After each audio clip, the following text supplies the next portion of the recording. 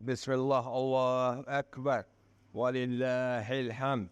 اللهم إيمانا بك وتصديقا بكتابك ووفاء بأحدك وتباعا لسنة نبيك محمد صلى الله عليه وسلم.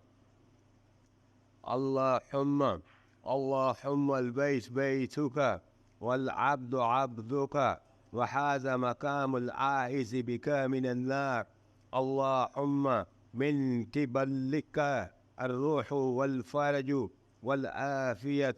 اللهم إن عملي ضعيف فضاعفه لي وأغفر لي ما أتعلق عليه مني وخفي على خلقك أستجير بالله من النار.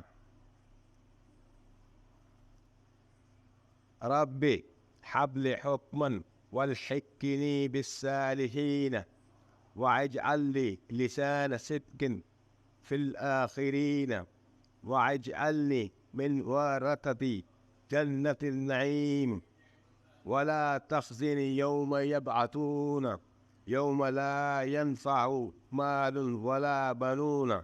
ربي إني لما أنزلت إلي من خير فقير فاطر السماوات والأرض أنت ولي في الدنيا والآخرة توفني مسلما والحقني بالصالحين دائما وعبدا لا إله إلا الله. ربنا تقبل منا إنك أنت السميع العليم. ربنا لا تؤاخذنا إن نسينا أو أخطأنا.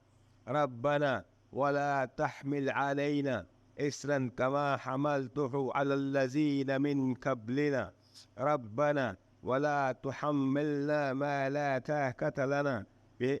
اعف عنا واغفر لنا وارحمنا أنت مولانا فانصرنا على القوم الكافرين. ربنا لا تزغ قلوبنا بعد إذ هديتنا وهب لنا من لدنك رحمة إنك أنت الوهاب. رب اجعلني مقيم الصلاة ومن ذريتي ربنا وتقبل دعاء. ربنا اغفر لي ولوالدي وللمؤمنين يوم يقوم الحساب.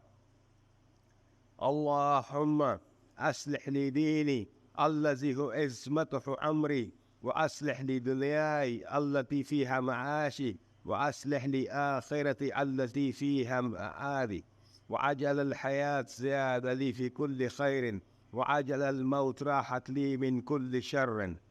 أعوذ بالله من جحد البلاء ودرك الشقاء وسوء القضاء والشماتة الأعداء.